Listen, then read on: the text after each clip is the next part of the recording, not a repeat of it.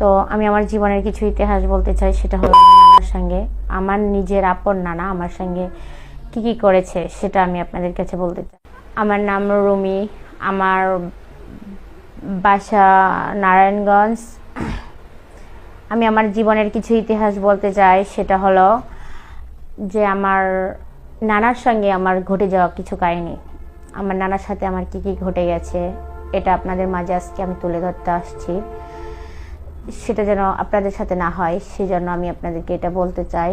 আমি কষ্টটা আর চেপে রাখতে পারছি না। আমরা দু ভাই বোন, মা বাবা সবাই আছে। তো দু ভাই বোন, মায়ের একটু বুদ্ধি সরল শক্তি একটু কম। সো আমিও খুব কম বুঝতাম, বেশি বুঝতাম না।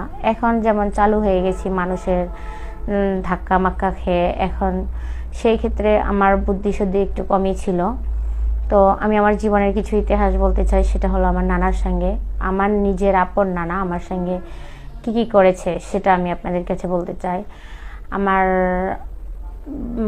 আমি যখন ক্লাস, তো আমার নানা আমাদের বাসায় একদিন আসছে। নানা লিচু দিতে আসছিল, লিচু দিতে আসা নানা আমাকে ডাক দিয়ে লিচু দেয়। লিচু দিয়ে যেমন বাচ্চাদেরকে, ছোট বাচ্চাদেরকে, আমি তো এটা মাইন্ডে নিতে পারি না, তখন তো আমি অতটা বুঝতাম না। নানা যে আজে বাজে মক্কর চক্করে আমাকে ফাঁসাচ্ছে এটা আমি বুঝতে পারি না পেরে তখন আমার নানা আমাদের বাড়িতে থেকে যায়। থাকার পরে আজকে আমার নানা এরকম, আজকে আমাকে এটার বাহানা দেয়, কালকে ওইটার বাহানা দেয়, আমিও বুঝি না। আমার মা মাথার সরল শক্তি একটু কম, মা অতটা গুরুত্ব দেয় না, ভাইটাও বেশি না, ছোট, আমি বড়। তো আজকে নানা এটার বাহানা, কালকে ওইটার বাহানা দিয়ে এরকম করে আসে। তখন আমি বড় হয়েছিলাম না পুরোটা, মানে আমি স্বাভাবিক হয় নাই আর কি, সেই ক্ষেত্রে বলতেছি। তো আমার নানা এখন আমাকে বলে কি, আজকে এরকম কালকে এরকম বলে বাহানা দেয়, কালকে আমার গায়ে হাত দেয়, কিন্তু আমি ওইটা মাইন্ডে নিতে পারি না, মানে আমার মাথার ভিতরে আসে না যে নানা আমার গায়ে পায়ে হাত দিচ্ছে কেন, ওইটা আমার বুদ্ধি হয়েছিল না। তখন আমি জামা কাপড়ও ঠিক করে পরতাম না, তখনকার ঘটনা ছিল এটা। তো আমি যখন নানা আসলো আমার বাসায়, তো জামা কাপড় যে আমার নানা এই যে প্রথমে গায়ে হাত দিচ্ছে, তখন তো বুঝি না, তারপরে গায়ে হাত দিচ্ছিল, বুঝতে পারছিলাম, আমারও একটু ভালো লাগতেছিল। তখন সবকিছু আমিও বুঝতে পারি নাই যে এটা নানার সঙ্গে এটা করা যাবে না, কিংবা এটা হয় না। আমি বাবাকেও বলি নাই, না বলে থাকতাম। তখন নানা আমাকে আজকালকে আমার পায়ে হাত দেওয়া, এরপর আমাকে জড়িয়ে ধরা, আমিও আলাদা আলাদা ফিলিংস মানে তৈরি করতাম, আলাদা আলাদা ফিলিংস ছিলাম। নানাকেও কিছু বলতে পারতাম না বলতে পারার জন্য নানা আমার সঙ্গে থাকে। আমি শুধু আমার সঙ্গে নানার মানে ওইটা হয় না আর কি, তাছাড়া সব কিছু হতে আমি যখন মানে আমার প্রাপ্ত, তখন আমার নানা আবার আমার বাসায় আসে। রাতের বেলা আমাকে নানা ডাক দিয়ে বলে এখানে শোনো। তো আমি শুনতে যাই যখন, তো শুনতে গেলে আমাকে নানা আমার বারান্দায় এক সাইডে আমাকে পরে থেকে আমি নিজের থেকে দিতাম। তো তখন বুঝতাম না দেখে দিতাম না, এখন বুঝি দেখে তখন দিয়ে দিচ্ছিলাম। তখন নানাকে হামেশায় আসতো যাইতো।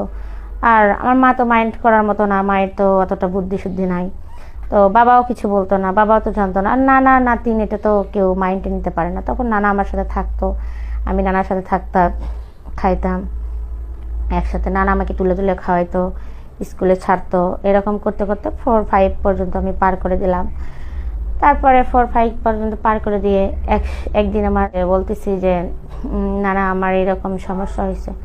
তো নানা বললো যে এটা হয়ে গেছে, সমস্যা নাই, এটা সবারই হয়, তো তোরও হয়েছে, সমস্যা নাই, যা। তো আমারও হয়েছে। তখন নানা বলে তুই এখন বড় হয়ে গেছিস, এখন তোর সাথে এগুলো করলে পারা তুই অনেক মজা পাবি। তো আমি বলে ঠিক আছে, আমিও মজা নেওয়ার জন্য নানার সাথে বেশি মিশতাম, বেশি ইয়ে করতাম। কেন আমার মাথার ভিতরে তো ওগুলো নানা জড়িয়ে দিছে, আমি তো ওটা বুঝতাম না। তখন একদিন নানা আমাদের বাসায় আসার পরে একদিন নানা আমার বাসায় আসার পরে আমার সাথে ওগুলো কাজ করতে লাগছে।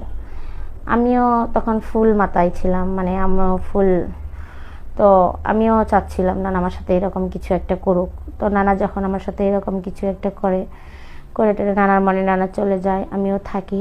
তারপরে 2 মাস 3 মাস যাওয়ার পরে নানা আমাকে আমার একটু করে মাথা ঘোরায়, আজকে আমার মাথা ঘোরায়, কালকে আমার মাথা ঘোরায় ছিল।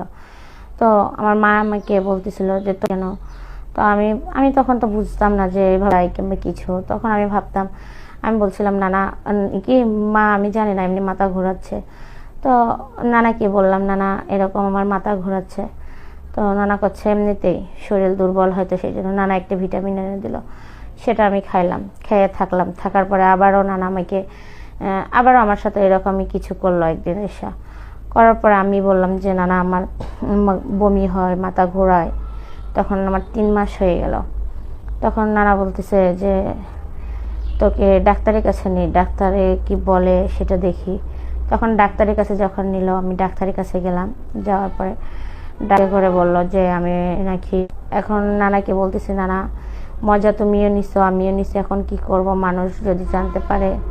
তো আস্তে আস্তে আমার পেটটা ফুলে গেল, আস্তে আস্তে পেটটা ফুলে যাচ্ছিল। তখন নানা বলতেছিল যে এখন তো তুই এরকম। তখন নানা বললো ঠিক আছে তুই বাসায় যা, আমি তোকে পরে বলবো নি। তো আমি বাসায় গেলাম। যাওয়ার পরে নানা বলতেছে যে বাসায় গেলাম। তখন আমার মা জিজ্ঞেস করলো তুই কোথায় গিয়েছিলিস। তো আমি বললাম নানা আমাকে নিয়ে ডাক্তারের কাছে গেছিল। তো বললো ডাক্তার কি বললো। তো আমি এখন বাসায় কি বলবো যে ডাক্তার আমাকে এটা বলেছে, না আমি বলতে পারছি না। তখন আমি বললাম মাকে যে মা দেখো তুমি বাবাকে বলো না। ডাক্তার তখন বললো যে প্রেগনেন্ট মানে কিভাবে প্রেগনেন্ট হলি তুই। তো আমি বললাম না না এরকম আমার সঙ্গে মজা নিচ্ছে, আমিও নানার সাথে মজা নিছি। তখন আমার মা বলতেছে আমার বাবার এটা করা কি উচিত হয়েছে, আমার মেয়ের সাথে ও বোঝে নাই এরকম একটা কাজ, এখন যদি জানাজানি হয়ে যায় ব্যাপারটা তাহলে থাকবে না, এরকম আমার মা আমাকে বলে। তো আমি বলি এখন আমি কি করব। এদিকে আস্তে আস্তে আমার পেট ফুলে প্রায়, তো ব্যাপারটা কেউ জানাচ্ছিল না। তো আমি এবার নানাকে আমিও চাপ দিলাম। দেওয়ার পরে নানা একটা ওষুধ নিয়ে এসে দিল আমাকে। ওই ওষুধটা দিয়ে বললো যে এই ওষুধটা খাও, খাওয়ার পরে